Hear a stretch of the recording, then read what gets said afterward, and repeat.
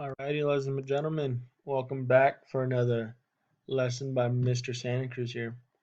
Alright, so we're going to be doing our school profiling, and the school I chose is in the Hesperia Unified District, and that school is none other than Sultana High School. So I chose Sultana High School because this is a school I'm trying to go back to. It's where I graduated from, and they just have a lot of great opportunities there that I really want to be a part of and give back to the community that gave me so much. So a little bit about Sultana. Like I said, it's in the Hesperia Unified School District, located in Hesperia. Um, we have their code there. They are a public school, not a charter school. Their principal has been there for 11 years. His name is Lawrence Bird or Larry Bird, Mr. Bird. Sultana had about 1,872 students this past year. 13.2% of them are English learners, and 68.5 of them are on free reduced lunch, which also means they get that waiver for um, AP tests and stuff like that.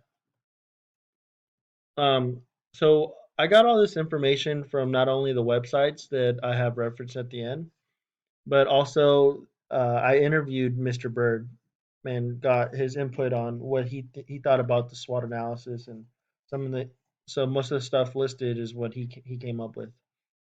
So a strength that he really liked was their graduation rate is at 98%.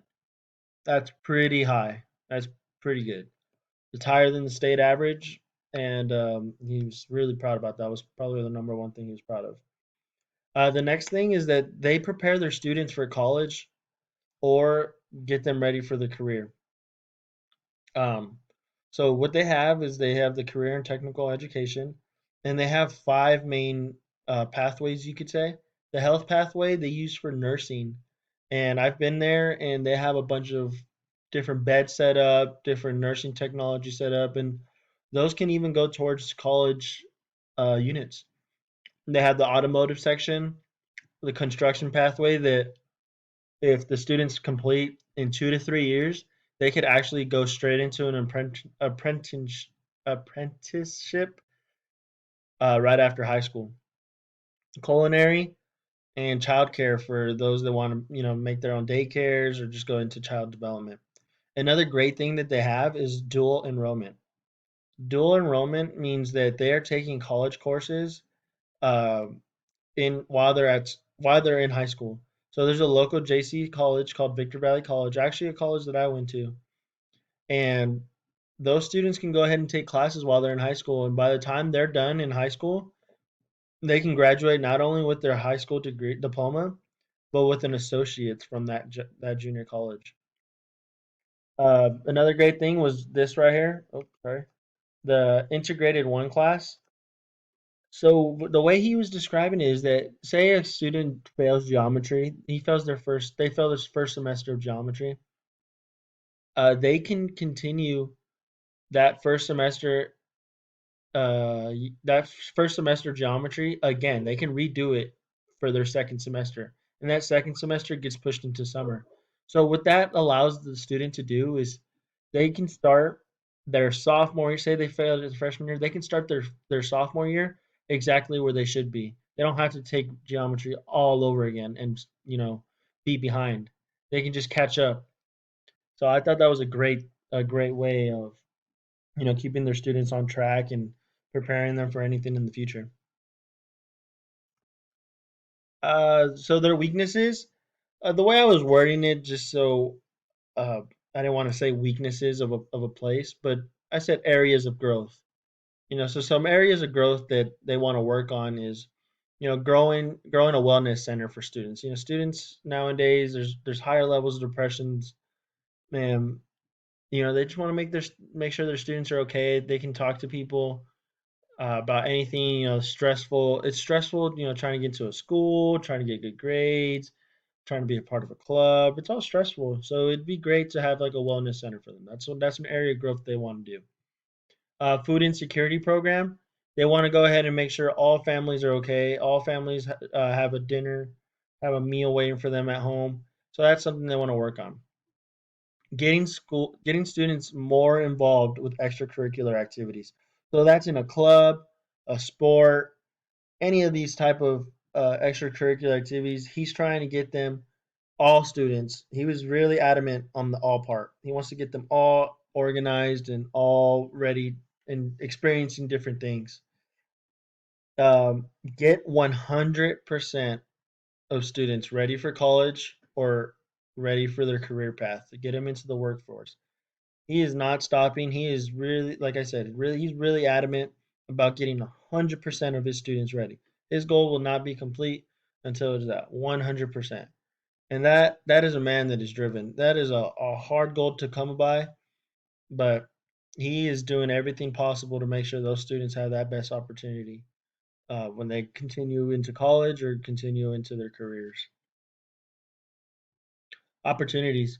So one of the biggest things that he was looking at in opportunities was the grading scale. He was basing it off a 100% type of grading scale. He does not like that, you know, an F is from 59, or sorry, from 50% to 59%, and 60% to 69%, 70 to 79%, that whole scale.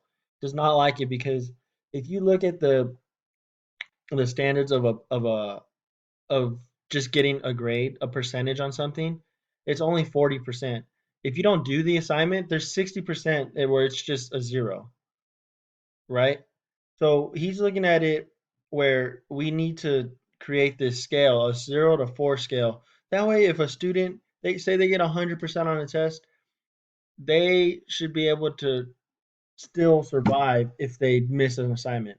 Because really, if a student misses assignment, it's like getting two Fs, just because that scale is so much different. An F is scaled from 0 to 58%, or excuse me, yes, or 50%. That's an F.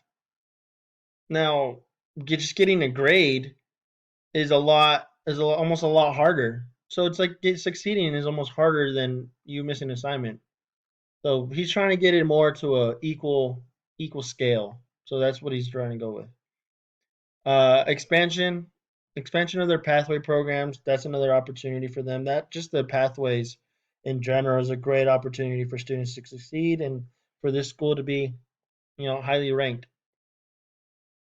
Um, they also wants to increase college offerings.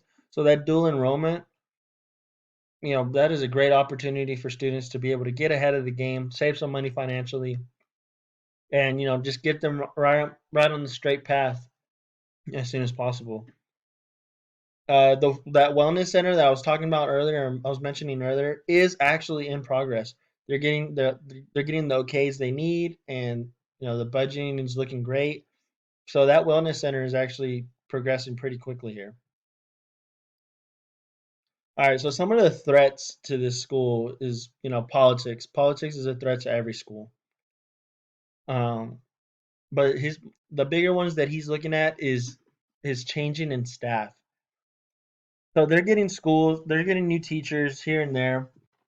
So there's just that threat that, a teacher might come along and might not have the same ideologies of what the school is trying to do, which I've mentioned before is the innovative education, working on more of that growth mindset than the fixed mindset. He's kind of scared of this because Mr. Bird is actually retiring in a couple years, as he was telling me. He has 2 years, three max, and he's scared that will this new leadership that comes in after him, will it remain? Will it stay with what he's been striving for? Will his mission stay alive? Will the next person be able to keep up with what he's been doing? So that's a threat. That's a threat to what the success and all the strength that the school has built. Um, Another threat is the community. The community needs to be able to buy into everything that the school is doing. They need to be okay with their students, um, pursuing one of these pathways. They give the okay to everything. As we learned, the school board has most of the power, and the school board comes from the community. So that community needs to be on the same page as the school and all the admins. Another threat that he mentioned was the other schools. So he was talking about how his school is the only one to have a 4B, which is kind of like in middle of the school day tutoring. Instead of students having a 45-minute lunch or an hour lunch, it's been split in half to where if your GPA is not above a 3.0, uh, you have tutoring for 30 minutes, and then after your 30 minutes of tutoring, you can go have a 30-minute lunch. If your GPA is above a 3.0, you have an hour lunch. So, that was just one of the ideologies and of their school, but none of the other schools have it. So the other ideologies of schools might be a threat because it might be a majority of thing where, hey, all the other schools are doing this, you need to do this. So that was a threat to to his school. Some recommendations that I have to offer to better support students is be involved. As a future teacher, I plan on being involved, uh, being engaging, making sure I'm part of my students' daily lives, and just always asking questions is the next one. Always communicating with them, always listening, and just let them talk. Because at the end of the day, you are their teacher, but you will build that respect better and get that reputation of he's also someone I can go to. I can trust this person, and that just builds the bond. And as we know, building better bonds leads to um, better learning. They trust you, they listen to you, so why not? Dedicate time into your job. So those four above kind of just reciprocate what this means is dedicating time into it. Take that extra hour before your schooling starts for tutoring. Take an extra hour after. Go visit some of your teachers. Go visit some of your students at practice. Visit your principal. Just throw that a little extra time into it, and it'll definitely make up for it in the end. Be of service. Be always willing to be that guy. Hey, we need someone to, go clean the computers. I'm like, I got it. Be of service. Always be there for people. Be there for your students. Be there for your coworkers, your department chair, everything. That's also being a leader. You're leading by example. You're showing that, you know, you get it. You want to be there for people. You're being the bigger person. You're dedicating your time to something that no one else really wants to do. And that goes a long ways, and people tend to reciprocate the same things. When you need something, they'll be there for you. So that's pretty much my presentation on Sultana High School. I forgot to put my references in, but I'll go ahead and add that onto my blog as a separate document. That way we can go ahead and add that, and I don't have to redo this video. All right, guys. Thank you again, and have a great day.